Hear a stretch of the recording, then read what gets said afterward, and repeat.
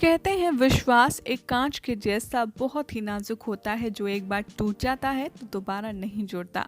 TV serial Anupama की कहानी में भी कुछ ऐसा ही दौर चल रहा है वनराज और काव्या और अनुपमा के रिश्ते के साथ। और अब तो काव्या वनराज ने कर दी है बेशर्मी की सारी लिमिट क्रॉस और अनुपमा के सामने भी आ गया है वनराज का घिनौना सच कि कैसे इतने सालों तक 25 सालों तक उसने बनाया है अपनी ही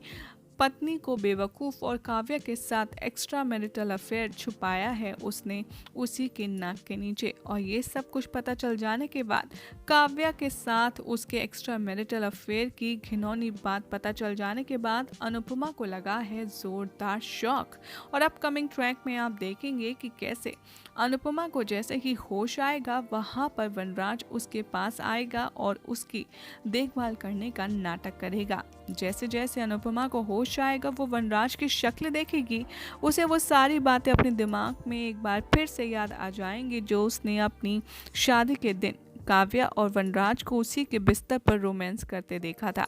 ये सारी बातें सुनकर कि कैसे काव्या को वनराज ने अपने सीने से लगाकर उसे बहुत सारे प्यार जताने की बात कही थी और साथ में आई लव यू कहा था, ये सब फ्लैशबैक में अनुपमा को घूमने लगेगा और बेहोशी के हाल में ही अनुपमा वनराज को देगी इतना जोरदार धक्का कि उसे बेड से नीचे गिराकर उसकी औकात दिखा देगी।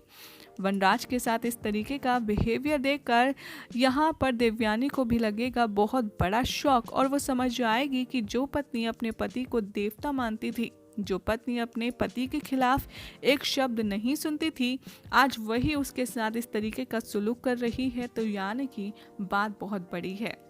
अब देखना होगा बेहद इंटरेस्टिंग कि कब अनुपमा वनराज की इस असलियत को घर वालों के सामने लाती है या फिर चुपचाप वो सब कुछ वैसे ही सह जाएगी जैसा कि 25 सालों में सहती आ रही है। आपको क्या लगता है, कमेंट जरूर करें।